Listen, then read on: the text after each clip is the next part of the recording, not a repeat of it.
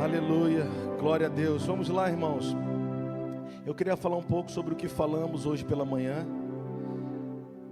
Abre a tua Bíblia comigo em Hebreus 5, versículo 8. Hebreus, capítulo 5, versículo 8. Eu tenho certeza que o Senhor vai mudar a tua visão hoje, com relação a Ele, com relação a si mesmo, com relação às circunstâncias. Às vezes a gente está olhando com a luneta invertida e Ele está dizendo, essa é a posição correta.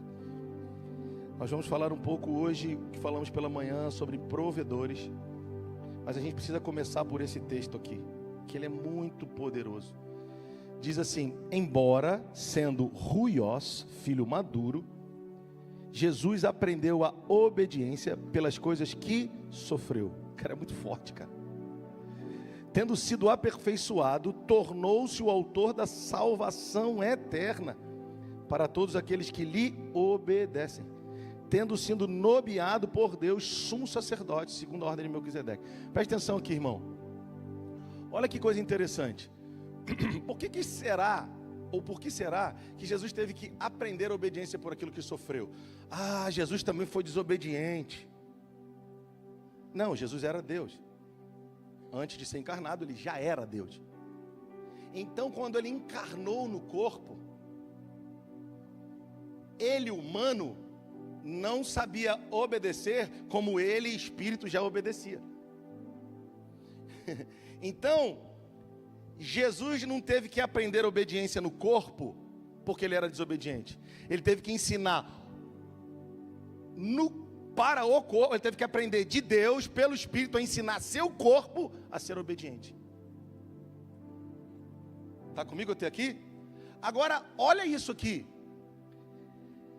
Embora sendo filho maduro, ele se manifestou como filho maduro, porque ele aprendeu a viver nesse corpo teimoso, mentiroso, inclinado às questões externas, a obediência. E a palavra obediência aí no grego fala de reverência completa e submissão. Nós vamos parafraseando. Pelas coisas que sofreu. A palavra sofreu aí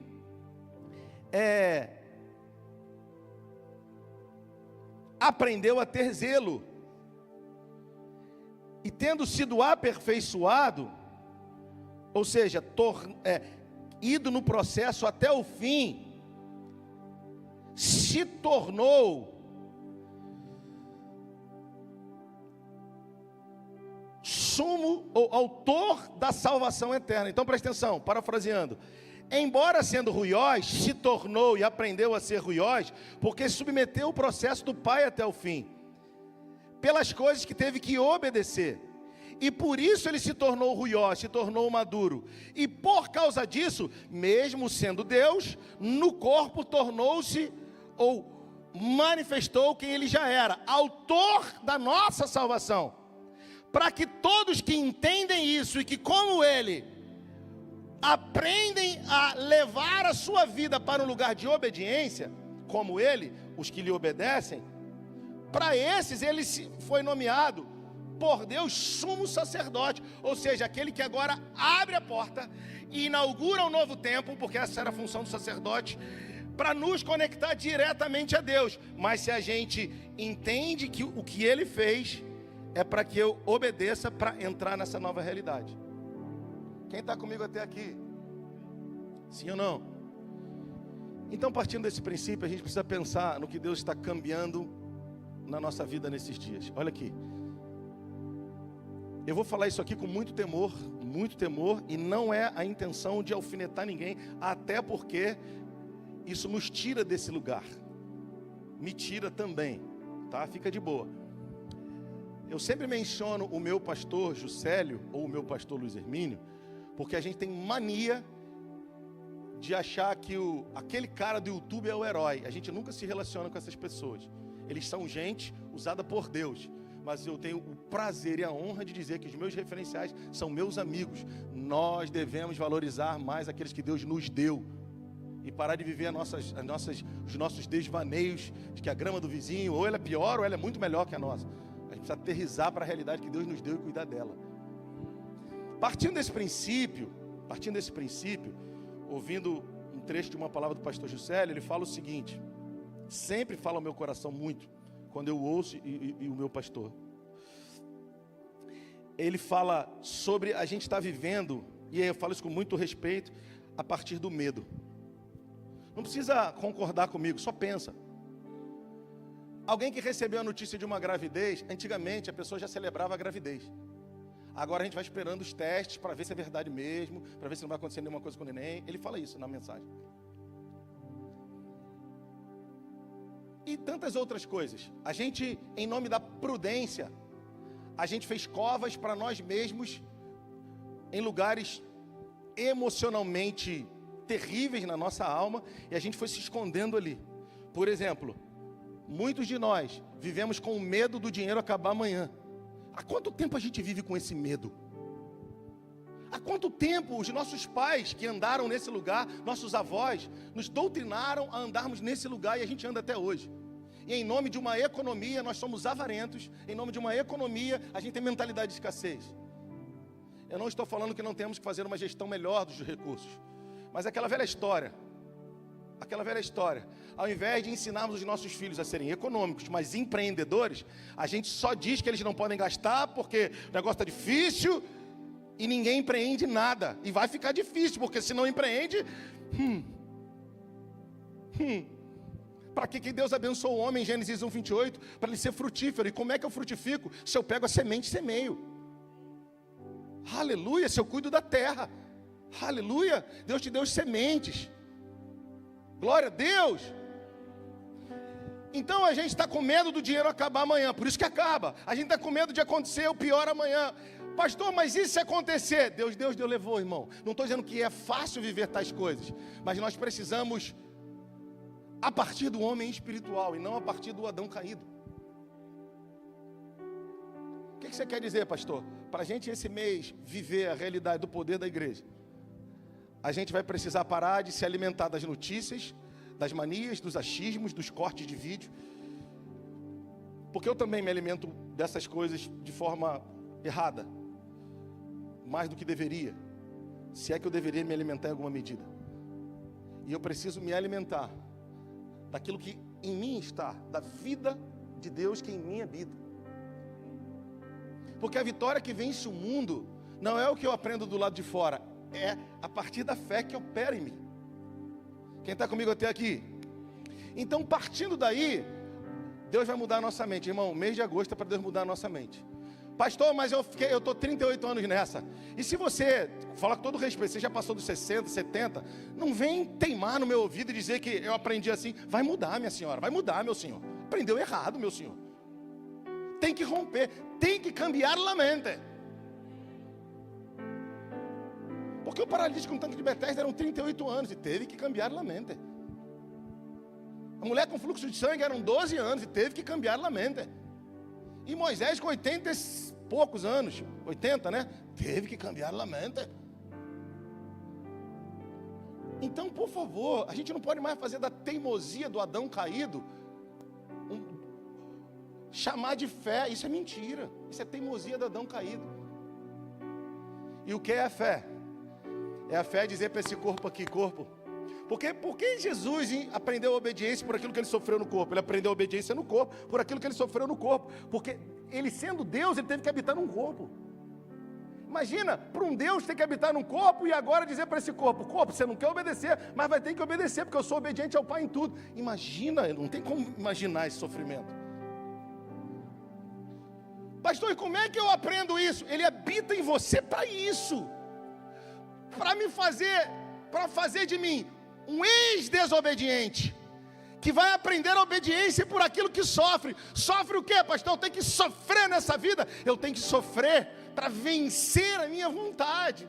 Porque esse sofrimento não é no corpo literal, é na psique, é na alma, é na história de vida. Eu quero fazer, mas eu vou precisar aprender a obedecer a partir do Cristo que em mim está, para poder dizer, alma, você não vai mais se inclinar porque eu quero, porque eu já não sou mais menino e eu quero e preciso obedecer. e eu vou conseguir o que eu não consegui na estação passada, eu vou conseguir o que eu não consegui no ano passado, eu vou conseguir o que há 38 anos eu tento e não consigo, o que há 12 anos eu tento e não consigo. Por que eu vou conseguir? Porque esse poder habita em mim. Eu não vou conseguir porque eu ouvi o corte do pregador. Eu não vou conseguir porque eu sou pastor. Eu vou conseguir se eu silenciar as vozes e olhar para dentro e dizer: a partir de agora eu preciso me mover a partir da nova criatura. Chega, Senhor. Quem está aí ainda?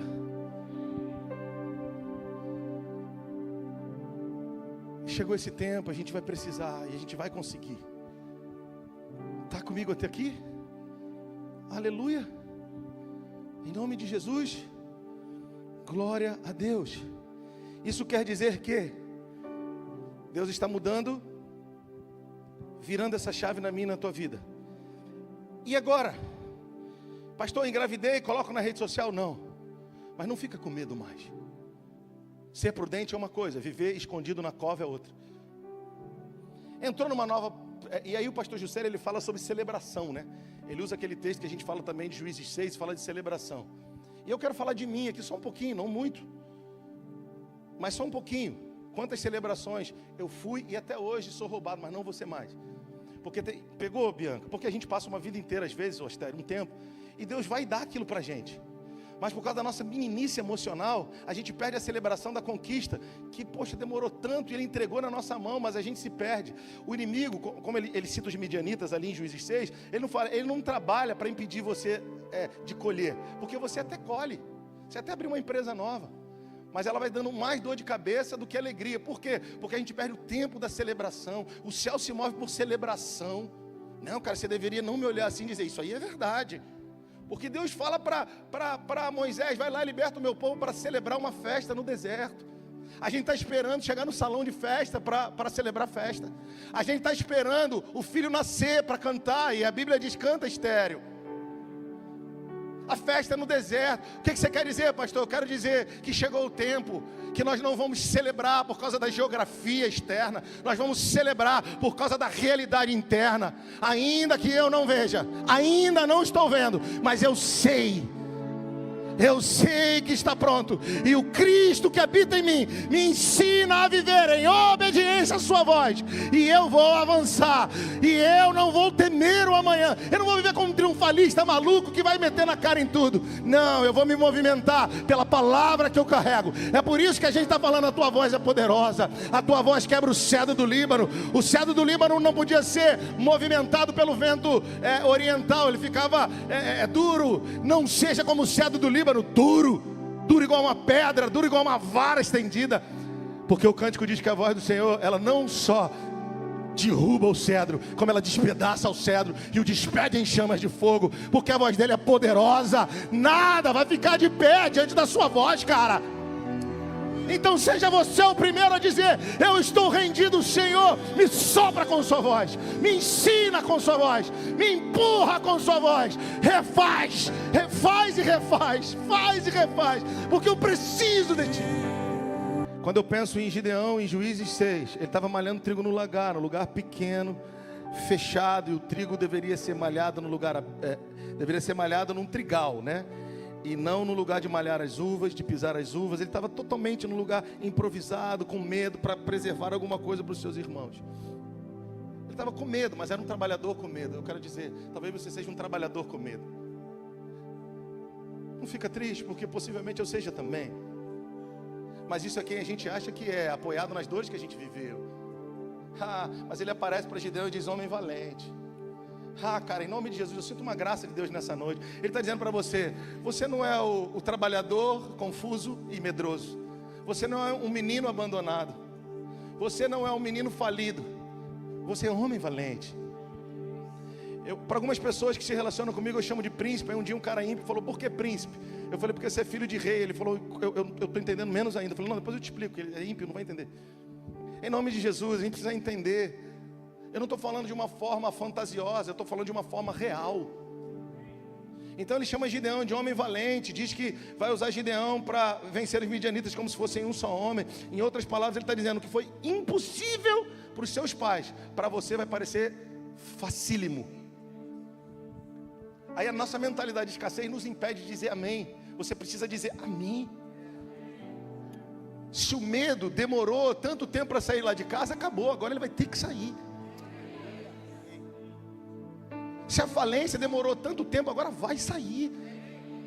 Por que vai sair? Porque eu não vou operar a partir do caído. Eu vou operar a partir daquele que na eternidade, ou daquele que na eternidade, a identidade que eu tenho nele na eternidade. Aleluia. Então Jesus teve que habitar num corpo para ensinar esse corpo a obedecer como ele já era obediente. Ele não operou a partir do Adão caído, no corpo que ele habitou. Ele operou a partir da vontade de Deus, no corpo que ele teve que habitar do Adão caído.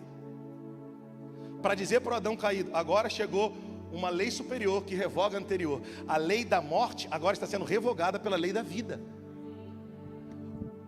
A Bíblia ou a teologia chama Jesus de último Adão. Então o último Adão veio para anular os efeitos da morte do primeiro Adão. E agora, pelo seu Espírito, ele diz, Jesus disse, eu não vos deixarei órfãos. Eu vou enviar o outro Consolador, que ele estará com vocês, ele vai habitar em vocês. Então, qual é a certeza que eu tenho que eu vou subjugar o Adão caído? É que o Espírito do Cristo habita em mim. E se eu entrar nesse lugar, a gente não sai daqui hoje. Porque eu sou fascinado em Gálatas 4, que para mim é o texto áureo sobre paternidade. Por quê? Porque Deus diz que o Espírito do Filho clama em mim do jeito que Ele quer ouvir. Como Ele quer ouvir? Ele quer ser chamado de Abba Pai. Quem sabe o que é Abba Pai? Eu explico. Abba é pai no hebraico. E se fosse no inglês era Abba Father. Se for no espanhol como é que é pai em espanhol? Padre. Abba Padre. No português, Abba Pai. Então, em nenhuma tradução o Abba muda, continua Abba porque é pai em hebraico. E só a segunda parte que é mudada nos outros idiomas. Para que em todos os povos, em todos os dialetos, em todas as nações, todos os homens e mulheres tenham acesso à realidade de que Deus é papai. E papai não é um pai, é papai. É alguém íntimo. Só que ele enviou primeiro o filho. Deixa isso para lá, senão eu vou entrar muito. Depois o Espírito. Ele deu o molde. E depois ele deu o modelador. Mas outro dia a gente prega sobre Gálatas 4. Porque ele queria ser conhecido e chamado por nós de Abba Pai.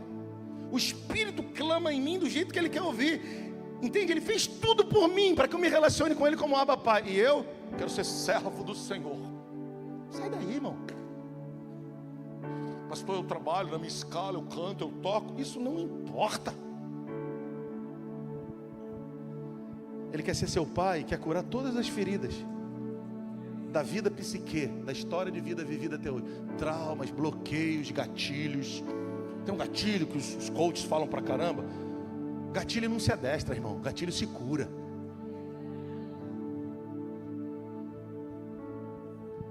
Tem alguém em casa aí?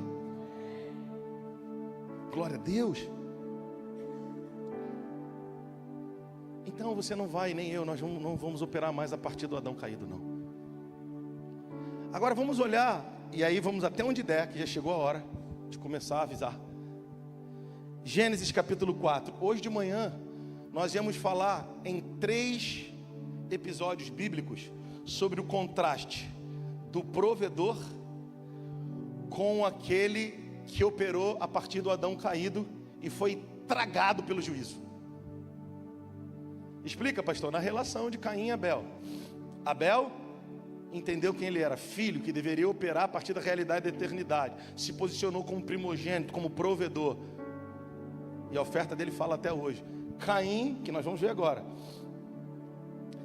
foi tão tragado pela mentira, tão tragado pelo engano, que foi capaz de matar o seu irmão. Não só perdeu tudo, e que o seu irmão teve que assumir esse lugar, vamos dizer assim, né? Não diretamente assumir o lugar, mas quando eu falar você vai entender. Como se tornou assassino desse irmão. E aquilo que ele queria resolver, tipo matando o irmão, Um parênteses aí. Tem gente que acha que vai resolver o problema te matando pelo menos com as palavras. Não, eles vão te abençoar muito mais quando tentam te matar com as palavras. Então não precisa responder a ninguém. Só aceita que a vida, às vezes, ela vem embalada de algo que parece que é morte. Relaxa, Deus está te treinando a morrer. Relaxa, irmão. Aleluia, está comigo aqui? Vamos lá. Então, a gente ia falar sobre Abel e Caim, ia falar também sobre Barnabé e Ananias e Safira. O primeiro se tornou assassino, o segundo foi realmente morto. Ia falar também sobre Cornélio e Pedro. Nesse caso, o Pedrão tirou onda e fluiu. Mas vamos só falar um pouco sobre Caim e Abel. Vamos comigo? Cadê minha esposa? Ela precisa saber como esse texto é forte. Olha aqui. Vamos lá. Vamos até onde der, tá bom? Coabitou, você sabe o que é, não sabe? O homem com Eva, sua mulher. Essa concebeu e deu à luz Quem nasceu primeiro, Caim ou Abel? Só para a gente começar a conversar de forma bem legal. Na tua casa, quem nasceu primeiro, você ou tu tens um irmão mais velho? Tu é o mais novo? Quem tem irmão mais velho aqui, levanta a mão. Então tu és o primogênito. Então o primogênito ele tem direitos e deveres sobre os irmãos. Não, tu é o mais novo. Quem é o primo? Tá! Eu não erro. Tô ligado. Quem é o mais novo aí? É que eu vi um pessoal aqui com cara de velho. Tô brincando. Quem é o mais novo aí? Levanta a mão. Então teu irmão teu irmão ou tua irmã, os mais velhos, eles nasceram com a responsabilidade. No caso aqui Caim nasceu com a responsabilidade, com responsabilidades e com direitos de terem dupla porção na herança, mas também com a responsabilidade de representar o pai na ausência. Eu falei hoje de manhã e vou falar bem rapidão aqui. Irmão, eu não vou falar por mim, minha esposa depois, se quiser, outro dia ela fale por ela. Se ela me olhar ali, eu paro, né, até onde eu tenho que falar. Mas eu, irmão, nunca quis ser pastor de igreja, irmão. Eu tenho um tipo de temperamento que não casa com ser pastor de igreja. Já houve um tempo da minha vida que ver gente, tinha hora que, irmão, quando estava conversando com o irmão, ele falou: pastor, não posso ver um aglomerado de gente que me dá um negócio. Talvez é um gatilho, ou talvez é só um negócio normal, um pouco, né, fora do normal, né, mas tudo bem. E cara, você já parou para pensar que você que é um homem de Deus e mulher de Deus, um monte de coisa que você não quis ser, de alguma forma Deus foi tendo que te ensinar a ser. E se eu botar a música da Tamires Garcia ali, então eu vou chorar muito. Mas eu vou botar daqui a pouco e vou conseguir não chorar. Mas o Senhor vai trabalhando a gente, porque na letra da música, não bota ainda não, fica aí. Na letra da música, você vê, eu falo para fazer, depois não desfaz. Na letra da música ela fala: Deus, você marcou comigo um encontro nos extremos do teu coração. Ai, eu falei, meu Deus, eu estava chorando na sala, pedindo: Deus, tem misericórdia da minha vida, eu preciso que tu venhas e me cure disso e tal. E aí eu falei, eu vou ouvir uma música dessa menina, eu sei que dessa irmã, toda vez que eu ouço música dessa irmã, o Espírito me pega. Eu falei, hoje eu vou de novo. Cliquei. Por que eu cliquei, irmão?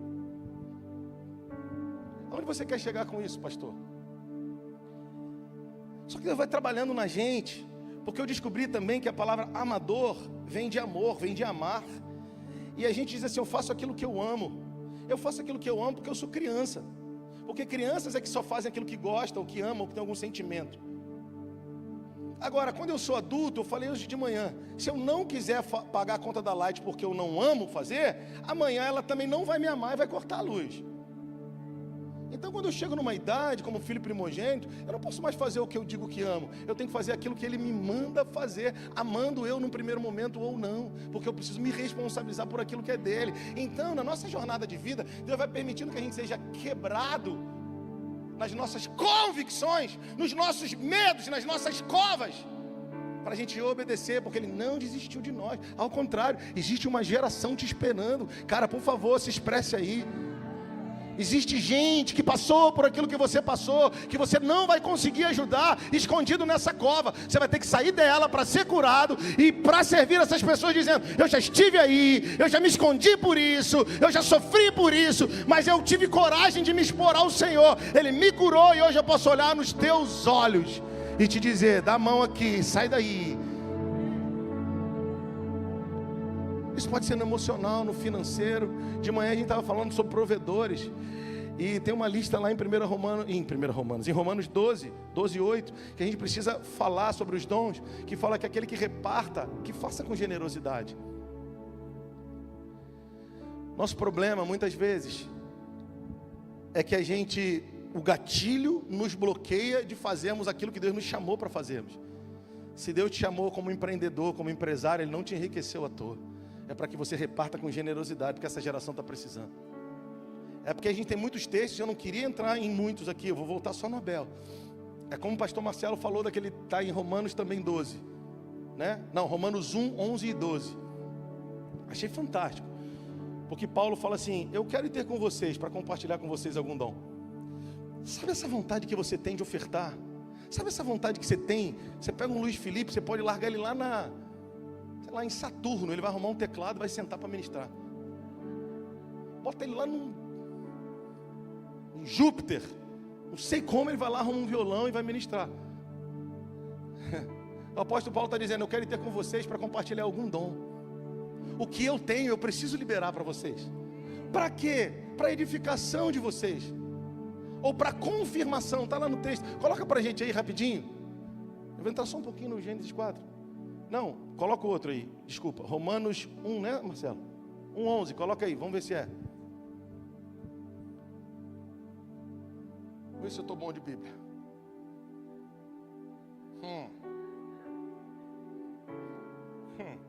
Diziam que eu tinha dislexia, tá ligado?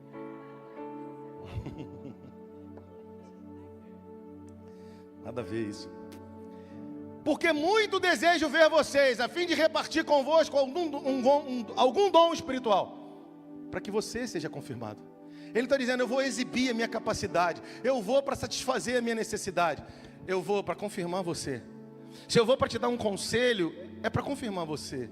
Se eu vou para ofertar na tua vida, se eu vou para fazer uma faxina na tua casa, é para confirmar você. Se eu vou fazer um bolo, se eu vou fazer um bazar, é para confirmar você.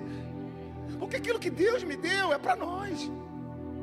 O Marcelo estava falando que ele fica enchendo o saco da Carol em casa. Ele também é assim, Dai, fica te contando, abre a Bíblia. Lá em casa é uma encheção de saco mútua, mas eu sou mais. Eu fico: amor, olha isso aqui, olha esse versículo aqui. Aí o Pedro: amor, mãe, olha aqui, ganhei meu pai no futebol. Aí a cabeça da mulher fica... Mas ele é o menino dizendo que me ganhou no futebol. E eu sou o menino dizendo: olha o que eu recebi de Deus, olha aqui, amor. Aí a gente, né? Da mesma forma, o Luiz Felipe deve ser esse cara que pega o violão, a mulher dele: ai meu Deus do céu, daqui a pouco agora o Benjamin, ai meu Deus do céu. Ele está assim: é o que eu recebi do Senhor, estou treinando para ministrar para os meus irmãos, para confirmar meus irmãos. Eu estava ouvindo, acho que o Theo Hayashi falar sobre isso. Ele é sobrinho da Neuza Etioca, né? E a mãe dele, irmã da Neuza Etioca. E ele falou: quantas vezes a minha mãe do nada parava a vida. E tem muito a ver com a minha sogra, com a minha mãe também. Minha mãe também é incrível. Parava a vida do nada, Jônio. Ia fazer um bolo, porque Deus mandou fazer um bolo para a irmã Teteia. E aí depois levava o bolo para a irmã Teteia. A irmã Teteia, o marido da irmã Teteia voltava para casa. Deus curava, Deus fazia, Deus acontecia. Aí depois ele disse: aí eu passei a entender, mais velho, que aquilo que Deus deu é para confirmar o outro, é para abençoar o outro. Não é para eu aparecer, e não é para eu me esconder se me tomam, porque ninguém me toma nada, cara. O que te foi dado do céu, ninguém te toma. Não, cara, não me olha assim, velho.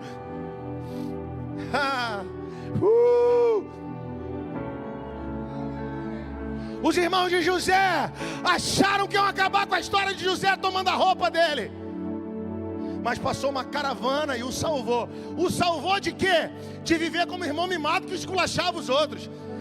A caravana foi lá, eles foram vendidos, a caravana foi lá e o levou, o comprou e o levou, mas não o levou de volta para casa para ele receber mais mimo, levou para ele ser mais achincalhado. Você não vai voltar para um lugar tão tranquilo como você quer. Você vai ser levado para lugares onde você vai ser mais achincalhado. E sabe o que vão fazer com você? Vão querer de novo tomar a tua túnica, porque a mulher de Potifar pegou a túnica de José e mentiu, dizendo que ele abusou dela. Não era nem os irmãos de José, nem a mulher de Potifar. Era o inferno querendo roubar a autoridade daquele que Deus deu autoridade. O inferno não pode roubar aquilo que Deus te deu.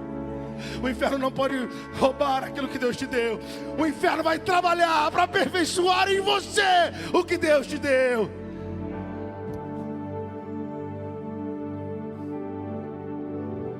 Se é para falar da roupa de José, quando teve uma oportunidade na corte, ele se barbeou e trocou de roupa.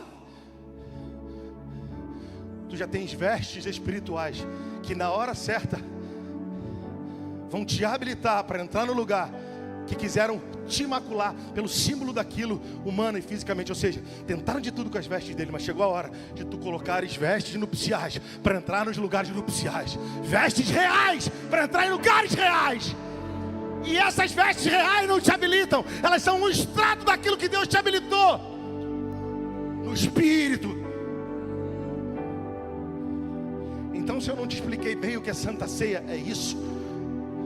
Nós vamos celebrar a vida que nós nunca tivemos, mas que em Cristo agora nós temos. Tem alguém em casa aí? Você está indo aí? Glória a Deus. Aí ele diz, Romanos 1 ainda: a fim de repartir convosco algum dom espiritual para que vocês sejam confirmados, para que em vossa companhia, reciprocamente, nós confortemos, por intermédio da fé mútua, vossa e minha. Ou seja, ele diz, eu vou para compartilhar com vocês, para que vocês sejam confirmados, para que o resultado disso seja o nós. Porque ele diz assim, para que em vossa companhia, nós nos confortemos reciprocamente. Por intermédio da nossa fé, fé de vocês e fé minha. Então você entendeu para que servem os dons e talentos que Deus te deu? Não é para você operar a partir de alguma forma fazer. Eu gosto de fazer, sabe? Quem gosta de fazer e faz o que gosta são as crianças. Não é que você vai fazer o que você não gosta, mas você vai fazer, gostando ou não, o que precisa ser feito. Por isso que integração não é o irmão que bota um crachá e está lá fora.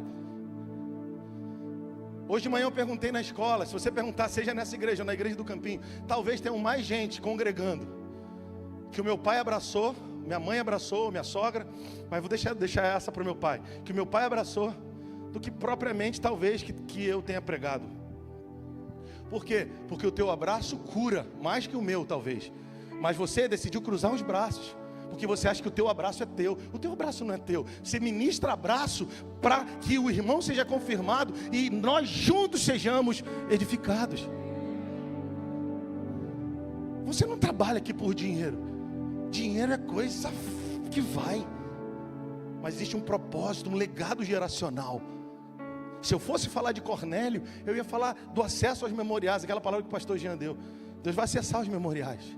E se tem depósito, vai haver saque também. Chega uma hora que você vai precisar sacar. Tem depósito de submissão à igreja local, de rendição, de sujeição. Ou tem depósito de outras coisas horríveis. Mas o Senhor está dizendo, opera a partir do Adão, do segundo Adão, do Cristo. Então, trabalhar na recepção não é para quem está com crachá, é para todo mundo. Trabalhar no Kids, as respostas que nós tivemos hoje, né, do trabalho que nós vamos engrossar com as crianças e com os adolescentes, não é para nós, é teu filho, cara. Igreja não é auditório, igreja não é clube social e nem balcão de autoajuda. Igreja é o corpo de Cristo. A igreja tem poder para avançar contra as obras do inferno e arrebentar com tudo. Igreja não é carreira solo, nós vamos falar sobre isso. Nós somos o corpo. Tem alguém em casa aí? Então vamos só aqui no Abel. Coabitou o homem, você sabe o que é coabitou. E esta concebeu e deu à luz a Caim. Então disse: adquirir do Senhor um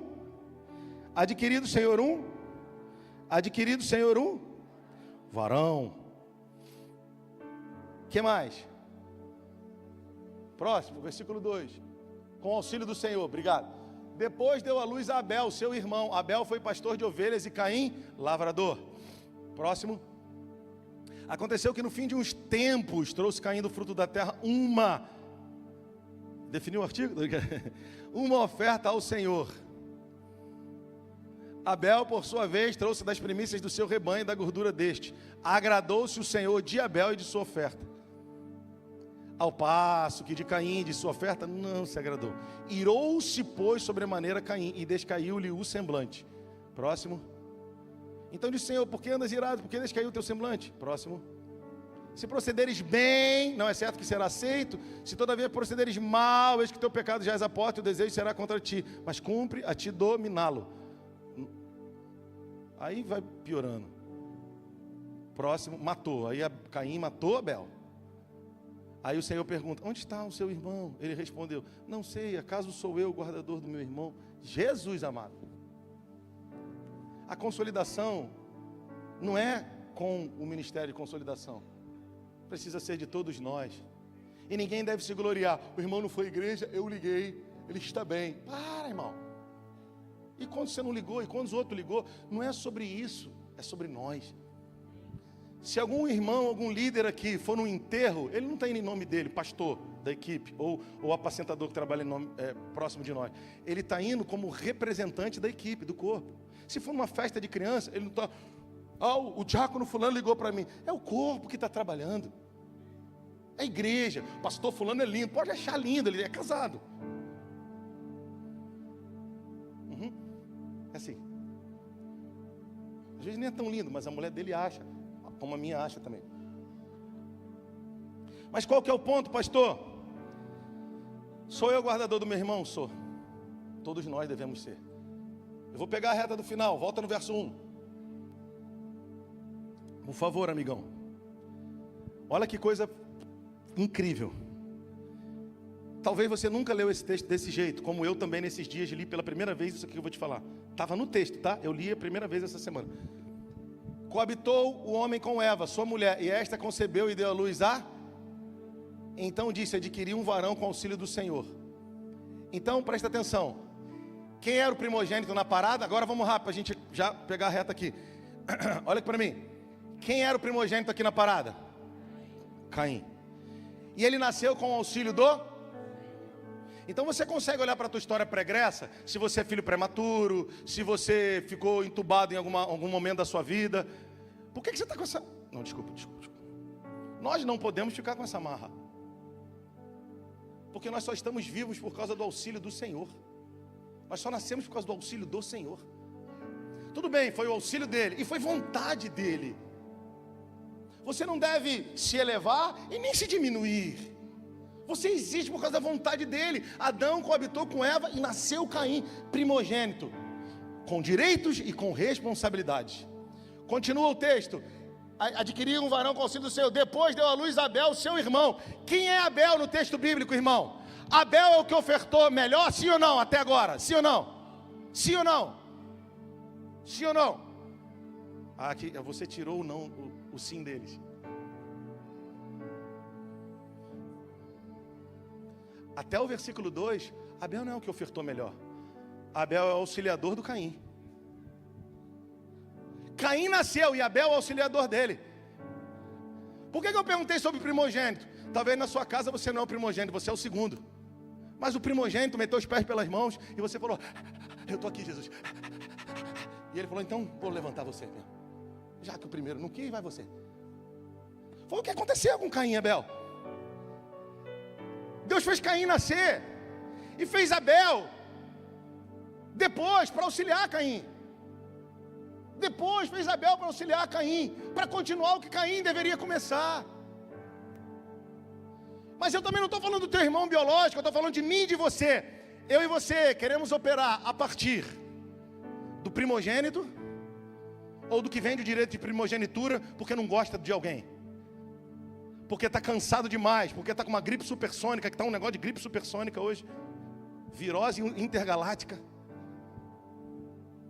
Eu perco o direito da minha primogenitura, porque naquilo que o Senhor está me aperfeiçoando para depender dEle, eu coloco como um ponto final, eu perco o direito de primogenitura. Está comigo? Então Caim nasceu com o auxílio do Senhor, primogênito, e Abel foi citado como seu irmão. Agora o texto continua dizendo que um foi pastor de ovelha e outro lavrador, tá?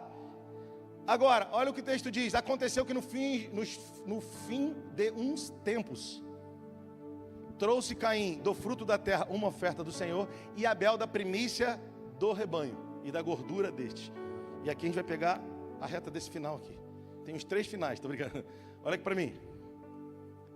Olha aqui para mim. Vamos respirar. No fim de uns tempos, de verdade, eu vou só até aqui hoje. No fim de uns tempos. Agora eu fiquei, não é. Eu falei, Vitor, por que vocês não estão juntos? Estão separados. Você é o Vitor e você é o Caio? Não. Eu vi um lá, quem estava lá? Eu estou confuso, tinha um lá, não tinha? Bem, não estou tão confuso assim. Poxa, eu conheci mais gente, eu vi, eles são gêmeos, né? Ou são a mesma pessoa, eu não sei. Mas vamos lá, vamos voltar para cá. Senhor, me ajuda aqui. Depois de uns tempos, ciclos se sucedem a todos, tá? Eu estou sentindo que é hora de parar, tá bom. Ciclos se sucedem a todos, tá? Você vai dizer, pastor, eu fiquei 1 ano em coma. Não viva em função do que você ficou. Você saiu do coma, levanta e vamos para frente. Pastor, meu marido ficou longe tanto tempo. Ele voltou? Levanta desse lugar e vamos para frente. Pastor, eu quebrei, fiquei 5 anos. Não estou dizendo que você não possa falar ou testemunhar. Eu estou dizendo que no fundo, a gente quer se ancorar nisso. Deixa eu te dizer, ciclos se sucedem a todos. A questão não é o que acontece, ou se a gente vai ter que viver ciclos ou não, porque todos vamos ter que viver. A questão é o que fazemos no final de cada ciclo, porque o final de cada ciclo é a inauguração de um novo.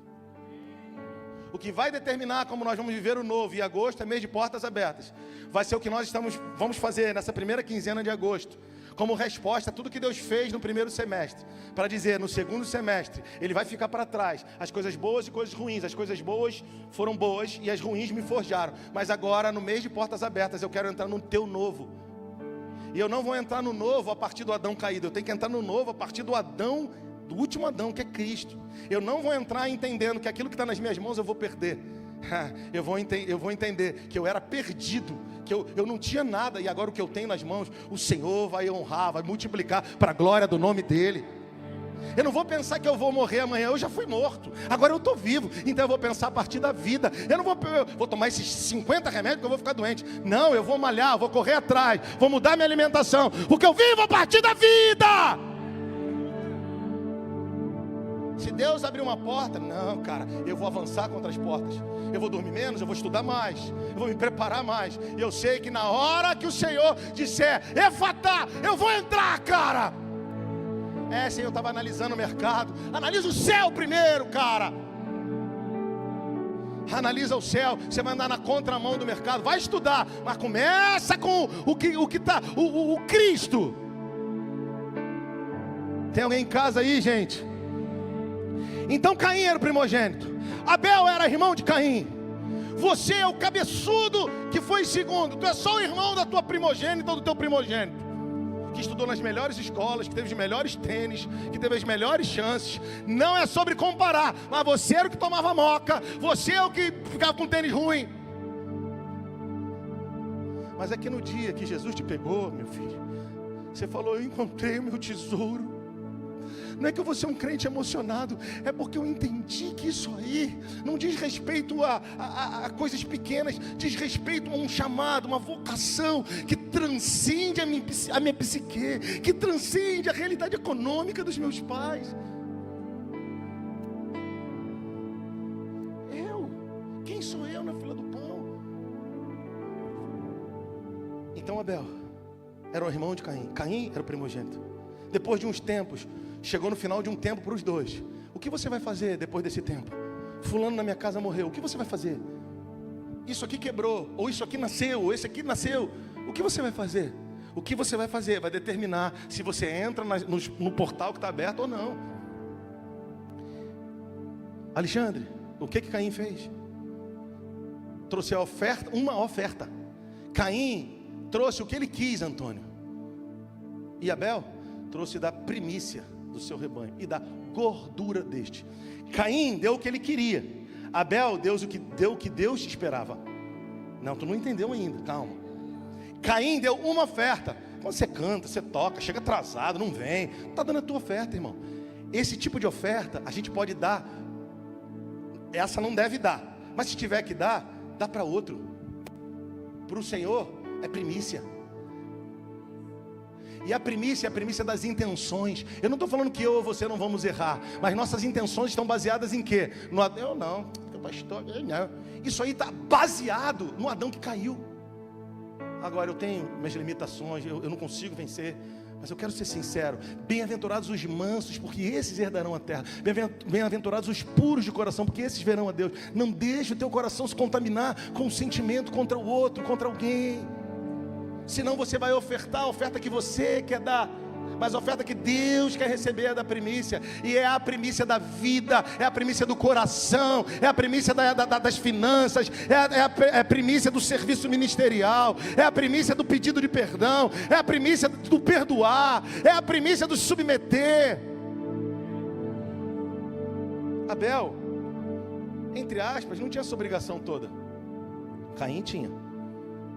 Quem está comigo? Vou desligar aqui. Abel não tinha essa obrigação toda. Caim tinha. Só que infelizmente, lembra de Manassés e Efraim, os filhos de José? Que Jacó trocou as mãos para abençoar no final? Outro dia a gente fala sobre isso. Foi o que aconteceu, ele entendeu que um tinha que ser abençoado na frente do outro. Sabe o que acontece? Por muitas vezes na nossa casa, o primogênito não assumiu. E aí Deus troca a mão e coloca sobre você, porque você aceitou a responsabilidade, então Ele te deu o direito de ser primogênito nessa casa. Olha aqui, sabe que na igreja acontece isso? Porque gente tem 10, 15, 20 anos, não entra e não deixa ninguém entrar. Aí chega o novo e acredita e fala assim, poxa, o que eu tenho, igual um menino com 5 pães e 2 peixes, eu vou oferecer. Ele oferece o que Deus quer receber, primícia. Sabe o que o texto diz? Ô Caim, se você proceder bem, você vai ser aceito bem como a sua oferta. A gente, Pedrão, sempre pensa a partir do caído. Então quando eu olho para o texto, eu penso assim.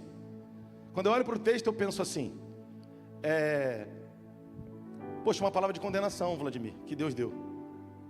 Poxa, Ele condenou Caim.